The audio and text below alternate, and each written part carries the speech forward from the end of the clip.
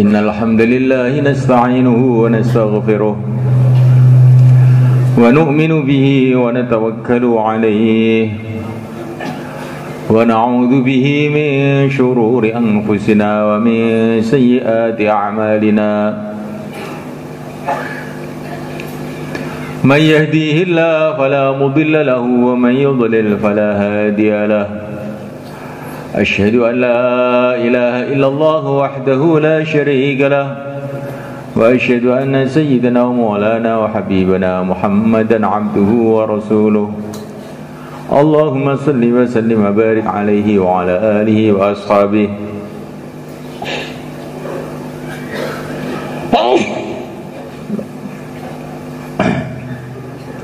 والتابعين لهم إلى يوم القيامة أما بعد. Hadirin yang dimuliakan Allah SWT,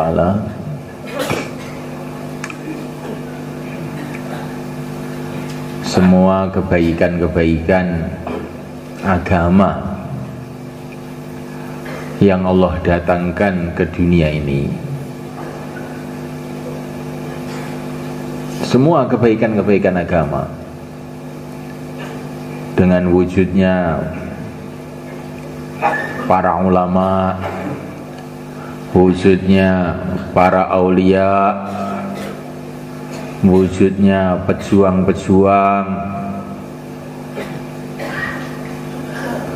wujudnya penulis-penulis kitab, wujudnya para imam-imam, wujudnya raja-raja Islam, wujudnya para khalifah-khalifah yang adil, wujudnya masyarakat yang luar biasa, masyarakat yang tidak pernah terjadi di alam dunia itu kejadian seperti itu. Masyarakat yang semuanya orang baik semua, semuanya wali-wali Allah semua, yaitu para sahabat radhiyallahu ta'ala anhum ajma'in. Wujudnya masjid-masjid, wujudnya madrasah-madrasah, wujudnya santri-santri, semua kebaikan-kebaikan agama yang ada di alam semesta ini sumbernya itu satu saja asalnya, yaitu perjuangan yang mulia baginda Muhammad SAW. Dan perjuangan baginda Nabi SAW itu dimulai dengan dakwah. Maka dakwah itu sumber segala kebaikan. Wujudnya para sahabat, wujudnya Sayyidina Abu Bakar As-Siddiq radhiyallahu ta'ala anhu, wujudnya Sayyidina Umar bin Khattab radhiyallahu ta'ala anhu, wujudnya Sayyidina Utsman bin Affan radhiyallahu ta'ala anhu, wujudnya Sayyidina Ali bin Abi Thalib radhiyallahu ta'ala anhu, wujudnya para wali-wali Allah semua, para khalifah-khalifah, para ulama-ulama, pesantren-pesantren, madrasah-madrasah, masjid-masjid, wujudnya orang Islam di Jazirah Arab, di luar Jazirah Arab, di Jawa, di Madura, di mana saja, sumbernya hanya satu saja, asbabnya satu. Itulah perjuangan yang mulia baginda Muhammad SAW.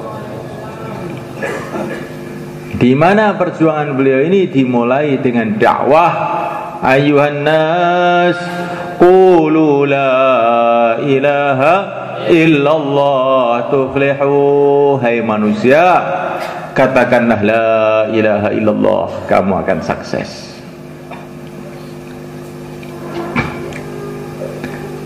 Dengan dakwah baginda Nabi inilah kemudian muncul macam-macam kebaikan, dan terus akan bersambung-sambung kebaikan ini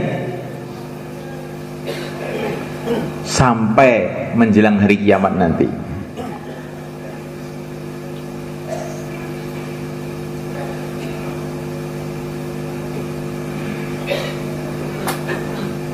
Sekarang semalakan kita mengalihkan pemikiran mengenai kebaikan-kebaikan dunia.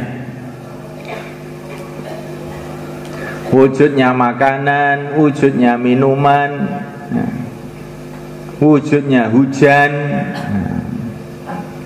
matahari masih terbit, terbenam, udara masih ada.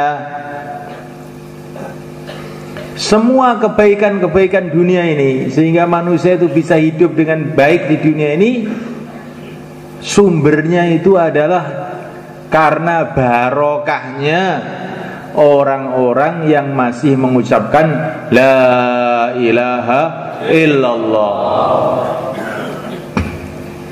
Dengan barokahnya orang yang mengucapkan la ilaha illallah itulah Allah masih menjaga sistem-sistem yang ada di dunia ini.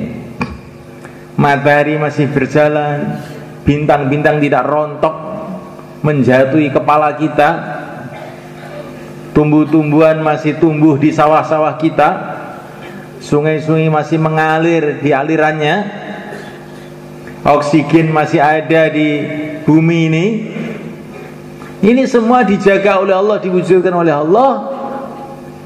Asbab Allah ingin menghormati orang-orang yang mengucapkan la ilaha illallah. Maka Nabi mengatakan, kalau nanti di dunia sudah tidak ada orang mengucapkan la ilaha illallah, maka dunia ini akan dihancurkan oleh Allah. Jadi binatang-binatang masih bisa makan itu karena barokahnya orang yang mengucapkan la ilaha illallah. Kita masih bisa minum, masih bisa bernafas karena barokahnya orang yang mengucapkan la ilaha illallah. Matahari terbit, matahari tenggelam, barokahnya orang yang mengucapkan la ilaha illallah.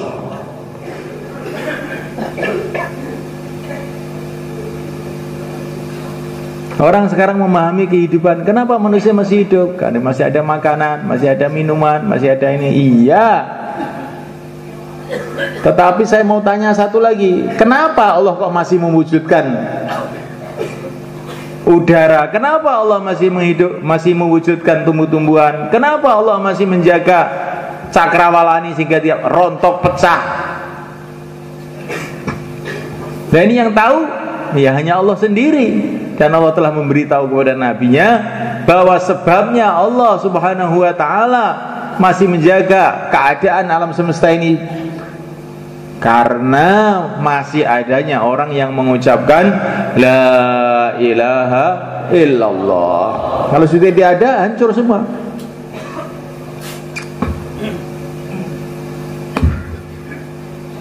Maka orang itu kalau mengucapkan la ilaha illallah, barokahnya itu sampai ke langit, ke bumi, ke matahari, ke bulan, ke tumbuh-tumbuhan, kepada binatang-binatang di daratan, di lautan. Barokahnya itu gak karu-karuan. Maka orang yang mengucapkan la ilaha illallah itu seolah-olah dia itu sedekah kepada seluruh makhluk yang ada di dunia ini.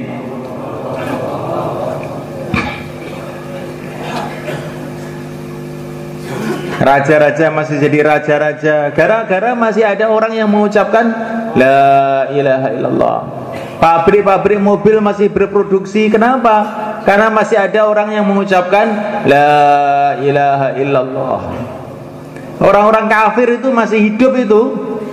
Sebenarnya orang kafir itu nggak pantas hidup di dunia ini. Orang nggak kenal sama Allah, mestinya dibeleskan di tanah sana. Kok masih bisa hidup? Ini gara-gara nebeng barokahnya ahli la ilaha illallah. Dan wujudnya ahli la ilaha illallah ini berkah dakwahnya Nabi, ayyuhan nas qulu la ilaha illallah. Jadi kalau orang mengucapkan la ilaha illallah itu seolah-olah berbuat baik pada seluruh alam semesta. Lah orang yang mengajak orang mengucapkan la ilaha illallah itu terus kayak apa itu Pak pahalanya? Oh, nggak bisa dihitung itu. Sudah nggak bisa dihitung.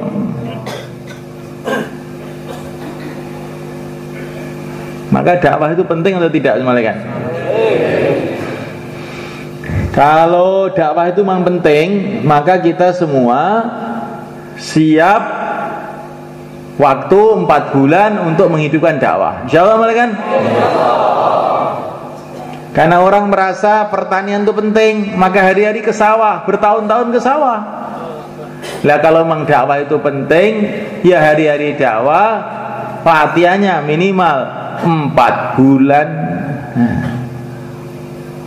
Ini belum kok sudah taskil. Emang gitu. Ini taskil terusin nanti bayarnya ini.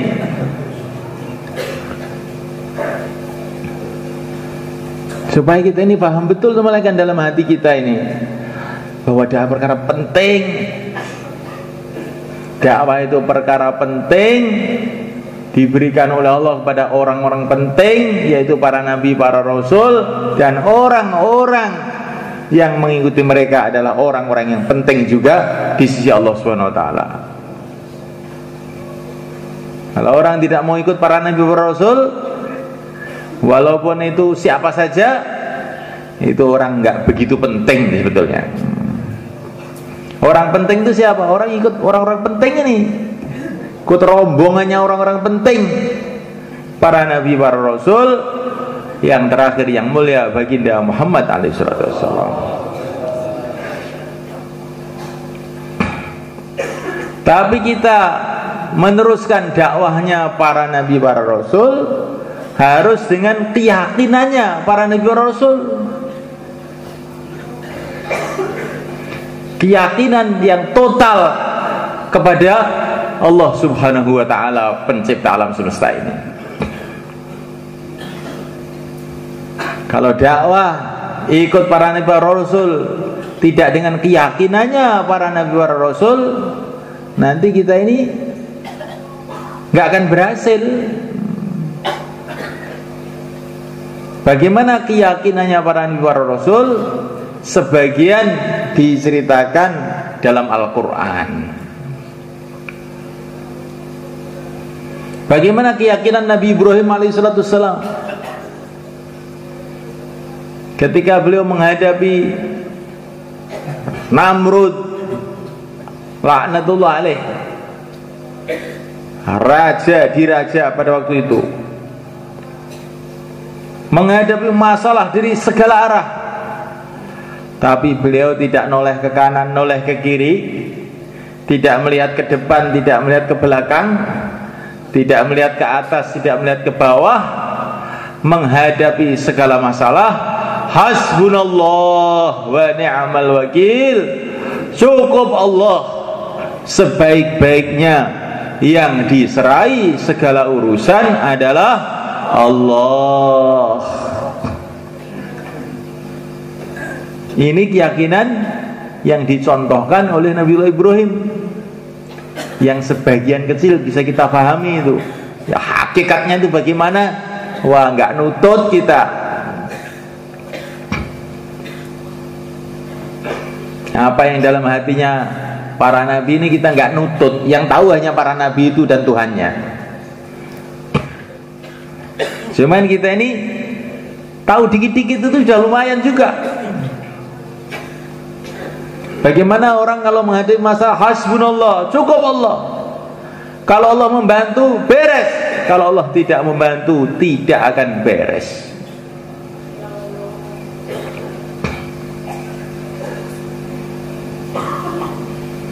Ini keyakinan. Kalau keyakinan salah itu, kalau ada uang, beres. Tidak ada uang, tidak beres. Ini keyakinan salah.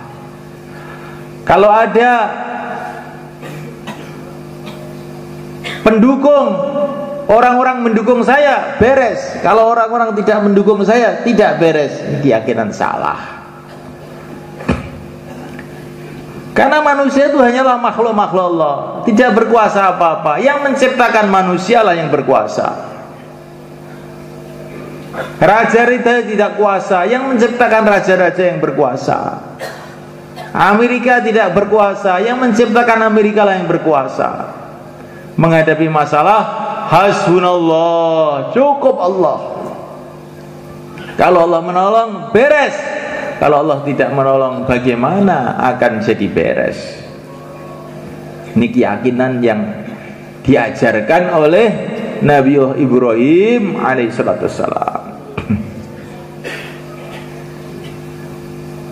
Keyakinan yang diajarkan oleh Nabiullah Musa alaihissalam ketika menghadapi masalah rajanya sangat zalim Fir'aun, perdana menterinya sangat licik Haman, rakyatnya juga sudah ikut ngekor saja sama Fir'aun, teman-temannya Bani Israel yang senantiasa ngengkelan, kalau suruh dengarkan ngaji ngantuk. Nah, itu Bani Israel itu kira-kira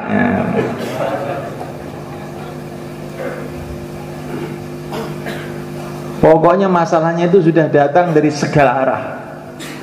Tapi Nabi Musa yakinnya sahih, lurus. Wa ufawwidu amri ilallah, innallaha basirum bil ibad. Aku serahkan segala urusanku kepada Allah. Sesungguhnya Allah Maha tahu dengan seluruh hambanya. Fawaqahu Allahu sayyi'ati ma makaru wa haqa bi ali fir'auna su'ul azab. Ketika Nabiullah Musa mengatakan yang demikian ini, maka dijaga oleh Allah. Orang-orang yang ingin berbuat buruk sama beliau tidak bisa. Kemudian musuh-musuhnya dihancurkan oleh Allah. Jadi untuk menghancurkan musuh-musuh Islam itu bukan dengan bom, bukan dengan bedil, dengan keyakinan yang sahih, keyakinan yang lurus. Wa ufawwidu amri ilallah, aku serahkan segala urusanku kepada Allah. Innallaha basirum bil ibad, Allah Maha tahu kepada seluruh hambanya. Langsung hancur semua musuh-musuh Islam. Tapi kita ini tiru-tiru pemikiran-pemikiran orang materi. Untuk supaya kita bisa menang, jumlahnya harus banyak. Supaya kita menang, kita harus punya ini, kita harus punya. Bukan, itu nomor 30. Supaya kita menang, satu yang paling penting, bagaimana Allah Subhanahu wa ta'ala membela kita. Dan kita tidak akan dibela oleh Allah kalau yakinnya tidak benar dan amalannya tidak benar. Itu tertib Allah begitu.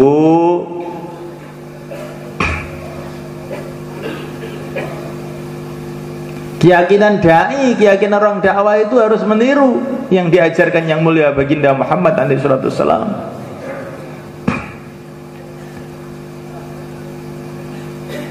Ketika beliau dikepung oleh orang-orang Quraisy di Gua Thaur bersama Sayyidina Abu Bakar As-Siddiq radhiyallahu ta'ala anhu, apa yang beliau katakan? La tahzan, innallaha ma'ana.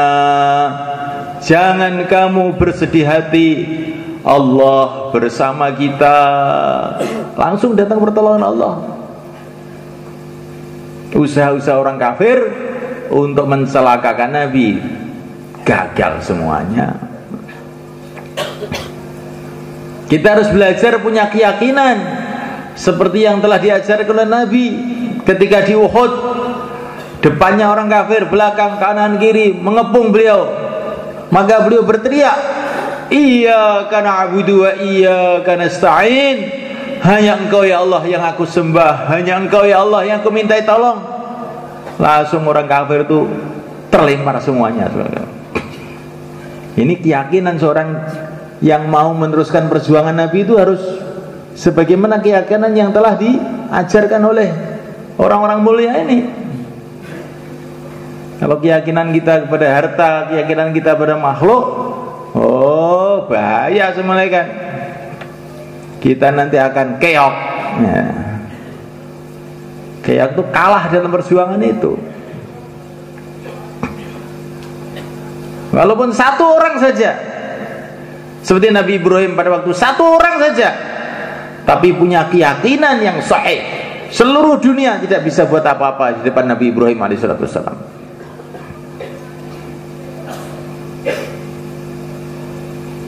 Nah, mulai kan Allah Ta'ala, keyakinan ini penting mulai kan. Dakwah dengan yakin, amal agama dengan yakin, barulah amalan-amalan kita yang ada nilainya. Dakwah dengan syukur sama kan, syukur sebagaimana yang ditunjukkan oleh Nabiullah Nuh alaihissalam.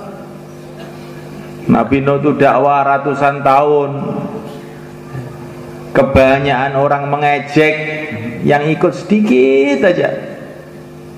Siang dan malam beliau dakwah, tapi beliau bukan terus mengeluh, wah dakwah, gara-gara dakwah ini saya susah, tidak begitu.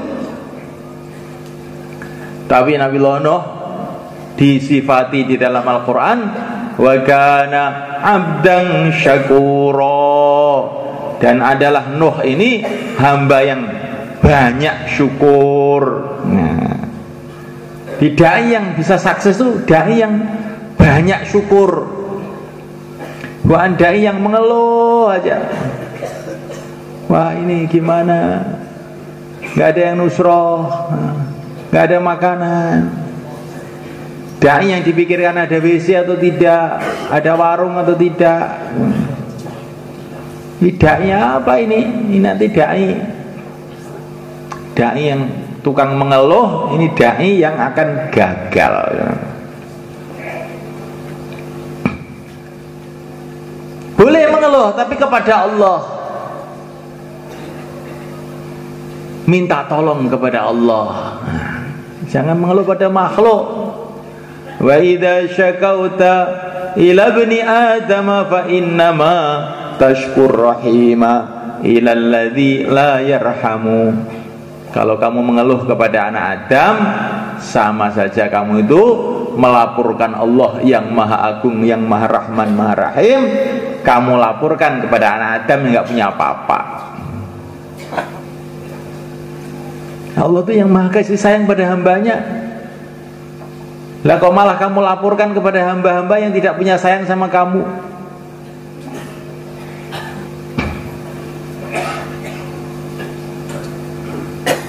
Dakwah dengan takut kepada Allah Subhanahu wa taala.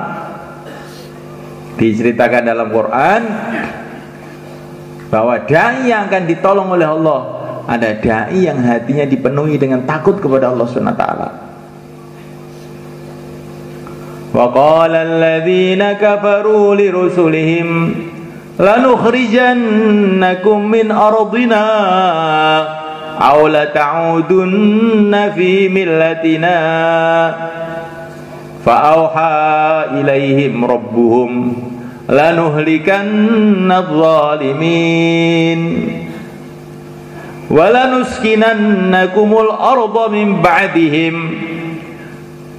dzalika liman khafa maqami wa khafa wa'id. Jadi Allah Subhanahu wa taala bercerita bagaimana para nabi, para rasul mau dihancurkan oleh kaumnya. Tapi justru yang mau menghancurkan para nabi itu dihancurkan oleh Allah. Kemudian Allah mengatakan pertolongan Allah yang demikian ini bukan hanya untuk para nabi saja, tetapi dzalika liman khafa maqami wa khafa wa'id. Pertolongan Allah yang demikian itu adalah untuk orang yang takut kepada keagungan Allah dan takut ancaman Allah. Tapi orang dakwah itu kalau takut pada makhluk itu nanti malah kalah kan. Tapi kalau orang dakwah ini takutnya kepada Allah, nanti bagaimana Allah? Nah ini nanti ini justru menang. Satu hari Sayyidina Abdullah bin Umar radhiyallahu ta'ala anhu dalam perjalanan, rombongan banyak, tiba-tiba rombongannya berhenti. Beliau di belakang, maka beliau tanya, ada apa berhenti? Itu di depan ada singa, ada harimau dekem di tengah jalan. Oh gitu. Maka langsung Abdullah bin Umar radhiyallahu ta'ala turun, datang kepada harimau itu tadi. Kamu kenapa kesini harimau?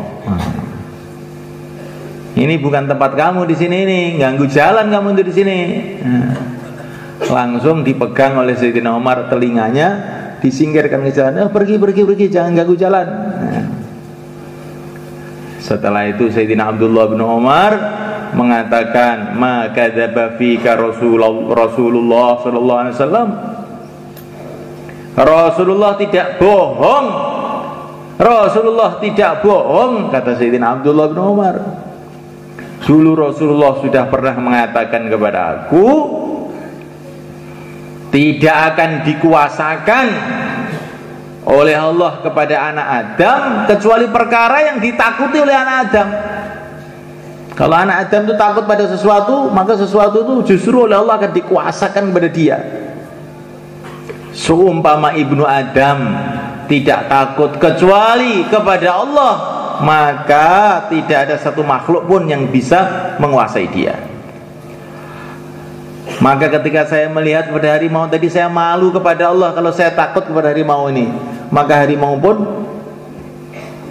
ditundukkan oleh Allah kepada aku. Ini bukan karena aku, karena saya ikut Rasulullah ini loh. Maksudnya Sayyidina Abdullah bin Umar itu, saya menundukkan harimau itu bukan karena kesaktian saya nggak punya kesaktian, tapi karena saya ikut Rasulullah, yakin dengan kata-kata Rasulullah.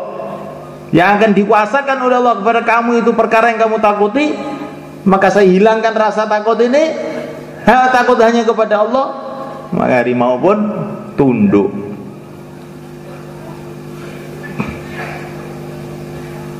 Jadi kita ini kemana-mana takut, ya. Kemana-mana takut, ya. Karena apa? Hati kita tidak takut sama Allah, takutnya sama makhluk. Apalagi sama harimau, sama istrinya takut. Apalagi harimau, tikus saja juga takut. Inilah sebetulnya masalahnya di dalam hati ini. Kalau hati sudah tidak takut kecuali kepada Allah, nanti sudah jadi sakti sendiri. Nggak usah pakai dugdeng, ini sudah langsung sakti ini. Nah ini bagaimana hati yakin hanya kepada Allah, takut hanya kepada Allah, bagaimana ini caranya ini? Kalau kita sibuk dalam dakwah, pertama ini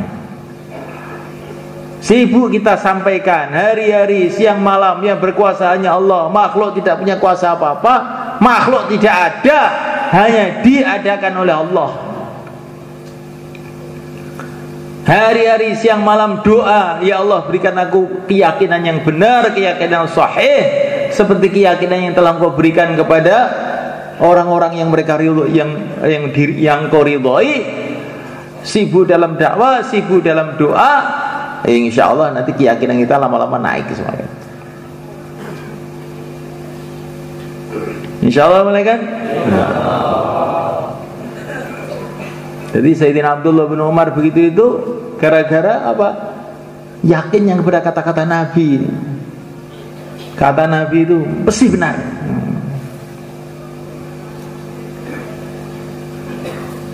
Nah oleh karena Allah Subhanahu wa taala, dakwah dengan senantiasa ingat kepada Allah. Ya ayyuhalladzina amanu idza laqitum fi'atan fathbutu wadhkurullaha katsira. Hai orang-orang beriman, kalau kamu berjumpa dengan musuh-musuh kamu, fathbutu, tabah dan zikirlah yang banyak. Tidak yang sukses itu dai yang senantiasa zikir kepada Allah.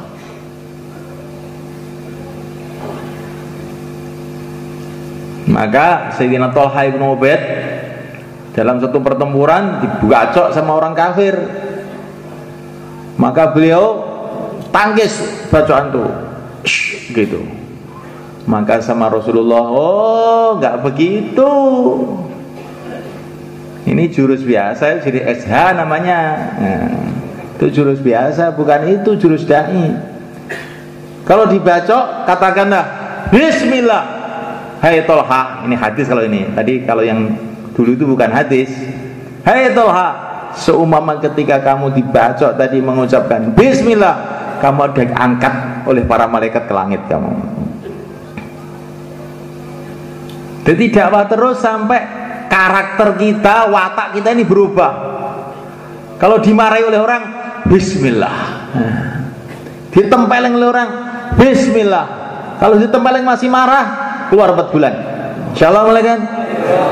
Ini belum berubah, berarti wataknya belum berubah, masih watak biasa.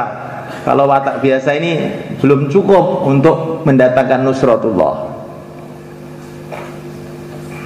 Ada masalah sedikit dengan orang masih marah, masalah sedikit masih marah, masakan kurang enak marah, mobil mogok marah. Oh, ini perlu keluar 4 bulan beberapa kali. 4 bulan tok belum cukup. Tapi kalau sudah menghadapi apa-apa, Bismillah, la haula wala quwata illa billah. Nah, ini sudah mulai berubah ini. Insyaallah mulai kan?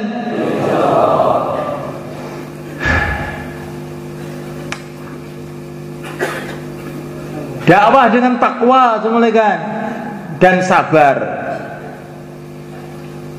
Allah Subhanahu wa taala mengatakan kepada para sahabat di Badar, kalau kamu sabar dan takwa akan datang para malaikat didatangkan oleh Allah untuk membantu kamu. Bala in tasbiru wa tattaqu.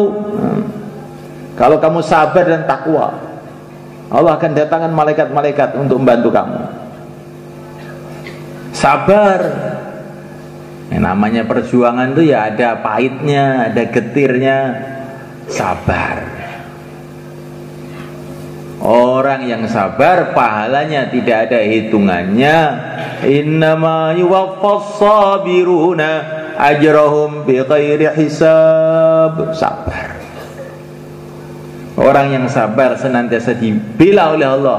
Innallaha ma'as sabirin. Sabar. Sabar itu bagaimana toh? Keadaan bagaimanapun tetap istiqomah dalam agama, istiqomah dalam mendakwahkan agama. Nah, itu namanya sabar. Sabar itu bukan diem gitu. Kalau sabar diem itu batu-batu sabar itu namanya. Bukan sabar tuh, saya sabar saja terus tidur. Itu bukan sabar namanya. Walaupun menantang, tantangan datang dari segala arah, tetap istiqomah. Nah, itu namanya sabar. Insyaallah mulai kan? Dan takwa, takwa itu tidak buat maksiat.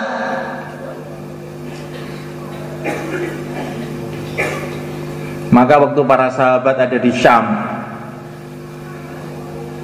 dekat Palestina sana, itu rahib-rahib Palestina, pendeta-pendeta Nasrani di Palestina mengatakan kepada bawahan-bawahannya, kita nyerah aja sama orang Islam itu. Orang Islam nggak bisa diperangi karena mereka dibela oleh Allah. Maka bawahan-bawahannya itu mengatakan, Pak Pendeta, orang Islam itu jumlahnya dikit, senjatanya juga sedikit, kita jangan kalah sebelum perang begitu. Maka pendeta-pendetanya mengatakan, oh kamu ingin coba, udah kamu coba, tapi sebelum perang coba dulu begini, wanita-wanita kamu yang cantik-cantik kamu keluarkan semua, suruh jejer di pinggir jalan sana, sama bawa intan-intan berlian kamu sebarkan di jalan. Kalau nanti orang Islam kok lewat di situ, kok sampai buat maksiat sama perempuan-perempuan itu, udah kamu perangi, mesti kalah. Kok sampai ada yang ngambilin itu intan-intan itu, udah kalah dia. Tapi kalau tidak, jangan kamu coba-coba, mampus kamu menghadapi mereka. Maka sahabat-sahabat jalan, wanita-wanita yang cantik-cantik tok itu, yang nggak cantik nggak dikeluarkan, ya. Dijajar di pinggir jalan. Maka Sayyidina Abu Ubaidah bin Jarrah mengatakan pada para sahabat, ini ada perang yang lebih gawat daripada perang senjata. Saya pesen 2 saja, 2 perkara. Pertama, baca surat An-Nur. Qul lil mu'minina yaghuddu min absarihim wa yahfadhu furujahum. Katakanlah kepada orang-orang iman, tundukkan pandangan, jagalah farji, jangan sampai berbuat maksiat dengan farjinya. Kemudian yang kedua, kamu kalau jalan lihat bawah, jangan lihat kemana-mana, seperti kamu sedang sholat. Dah, jalan. Nah, ini sahabat-sahabat tuh ikut Bayan Hidayah itu kuat memang. Bangsa orang dakwah Bayan Hidayah tidur itu sudah nggak masuk. Udah nggak masuk itu sudah. Bayan Hidayah cuma 2 aja, baca surat Nur. Dan ternyata ini sahabat tuh hafal semua itu surat Nur. Kita pun nggak hafal juga. Di antara isinya surat Nur tuh orang tuh suruh tundukkan pandangan dan menjaga farji, jangan sampai buat maksiat. Maka mereka jalan. Maka sahabat itu sudah Bayan Hidayah suruh tundukkan pandangan, yes, menunduk terus sehingga wanita-wanita di mana-mana itu sudah nggak ada yang dilihat, jalan aja terus. Seorang sahabat karena dia menunduk terus melihat ada intan terjatuh di situ, maka dia ini malah tersenyum. Orang kafir bodoh. Agama saya mau dibeli seperti dengan intan seperti ini. Bodoh, tolol, terus jalan terus. Agama kok mau dirusak dengan hanya intan? Apa ini? Jalan terus. Melihat keadaan seperti itu, orang-orang di Palestina itu sudah keder semua. Wah, ini orang-orang seperti ini nggak bisa diperangi. Ini sudah, kita damai saja. Palestina kita serahkan sama orang Islam aja lah. Itu semuanya kan. Kita mau keluar tuh dengan cara seperti itu. 4 bulan tidak melihat wanita yang bukan mahramnya walaupun sekali, enggak, tundukkan pandangan. 40 hari tidak buat maksiat, tidak menggunjing orang, tidak menghina orang Islam, bahkan tidak buruk sangka sama orang Islam, lurus kayak para sahabat. Nanti orang kafir keder semua malaikat, menyerah soalnya, nggak usah bawa senjata.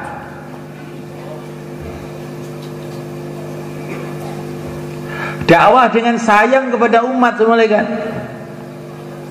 seperti yang dicontohkan Nabiullah Ibrahim alaihissalam.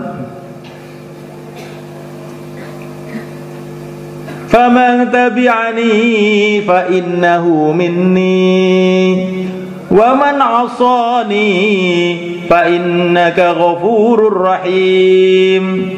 Siapa yang ikut aku golonganku, siapa yang tidak ikut aku menentang aku, sesungguhnya Allah Maha Pengampun lagi Maha Penyayang, semoga diampuni oleh Allah, disayangi oleh Allah. Ini sikapnya Nabi Ibrahim pada umat tuh kayak begitu.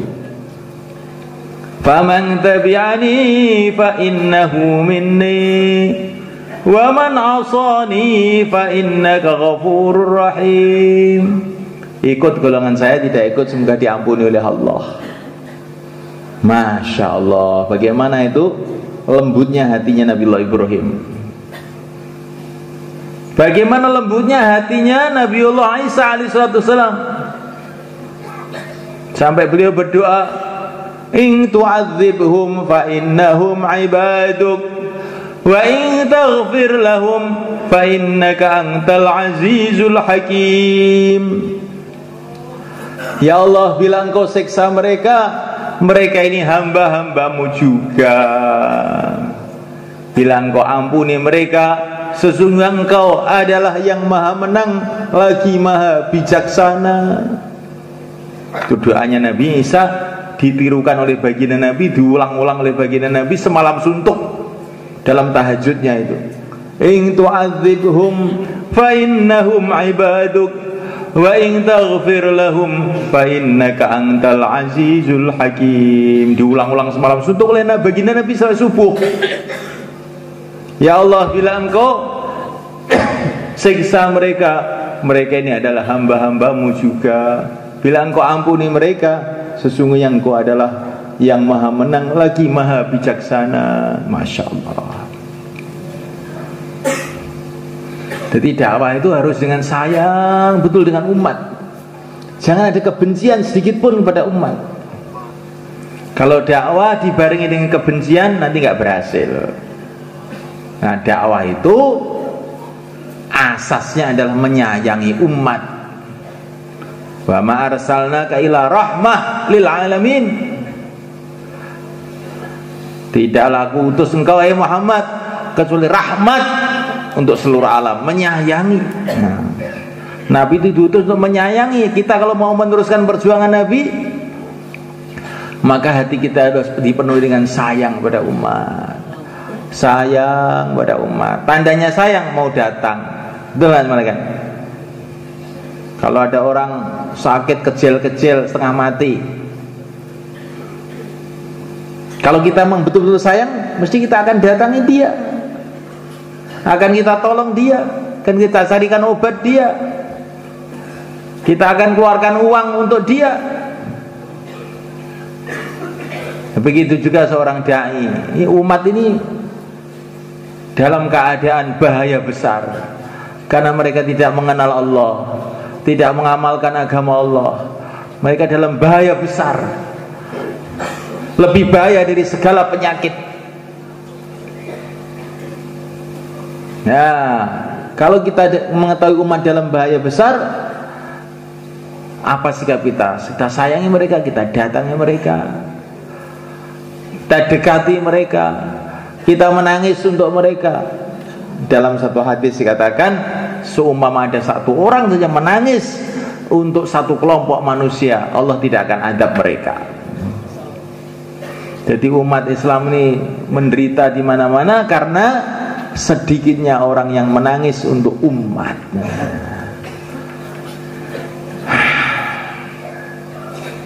Dakwah dengan mujahadah semua kan.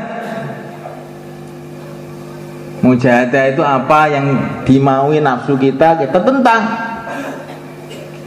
Nafsu kita sekarang ini ingin pulang, keluar 4 bulan. Nah, itu namanya mujahadah. Insyaallah malaikat. Masyaallah. Kalau kita ini punya prinsip mujahadah, nanti macam-macam pengalaman rohani akan kita dapatkan. Saya pernah baca dalam kitab Qasasun Nabiyyin karangnya Tha'labi. Beliau cerita, itu di Mesir itu dulu ada seorang Nasrani. Itu punya keistimewaan macam-macam. Kalau dia panggil burung, burung sini, burung-burung datang. Kalau ada orang sakit, kasih air itu sudah sembuh. Sehingga seorang ulama ini, wah ini bahaya, ini bisa merusak umat Islam nih orang ini. Maka ulama tadi datang ke orang Nasrani tadi. Dia pikiran, dia pun dalam hati itu pikirannya, kalau dia tidak mau masuk Islam, akan saya habisi sudah. Maka dia masuk ke situ. Hai pendeta, saya datang ke sini untuk ngajak kamu masuk Islam. Maka orang Nasrani itu dengan mudahnya, iya, saya masuk Islam sekarang juga. Oh, yang benar. Oh, ini jangan main-main. Saya tidak main-main. Ini benar betul. Kok bisa begitu? Gimana? Saya ini punya amalan Pak Kiai. Amalannya apa? Pokoknya apa nafsu saya tentang. Ketika saya punya amalan, semua nafsu saya tentang. Allah tundukkan burung, tundukkan binatang-binatang, tundukkan penyakit kepada saya. Ketika Pak Kiai datang ngajak saya masuk Islam, saya tanya nafsu saya, mau nggak? Tidak mau. Maka saya tentang, saya masuk Islam sekarang juga. Di orang itu kalau berani menentang nafsunya, oh nanti dapat hidayah. Dan Allah akan kasih dia macam-macam keistimewaan. Maka kita tentang nafsu kita saat ini. Insyaallah malaikat. Awal memulai ini supaya kita terbiasa menentang nafsu ini, kita bangkit untuk kerja dakwah ini, siapkan waktu, awalnya 4 bulan. Bismillah. Silahkan berdiri. Monggo, sing niat berdiri, jangan pindah dulu, berdiri dulu. Ini tertibnya malam ini gitu, berdiri. Yang mau keluar 4 bulan, berdiri dulu. Berdiri. Mana bagian catat? Berdiri dulu. Yang niatnya 40 hari, sekarang 4 bulan. Silakan berdiri.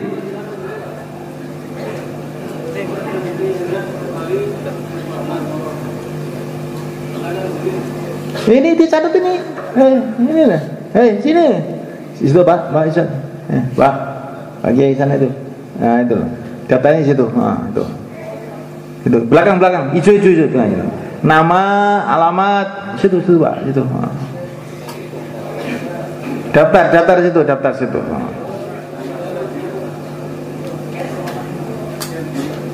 Cash ini. Wow, cash apa tidak? Ini cash ini. Taskil cash. Ini cash sekarang, besok keluar. Bismillah. Yang niat 40 hari sekarang dinaikkan 4 bulan mereka. Insya Allah dengan 4 bulan nanti, dengan kita menahan nafsu kita, menolak keinginan hawa nafsu kita, kita akan banyak punya pengalaman mereka.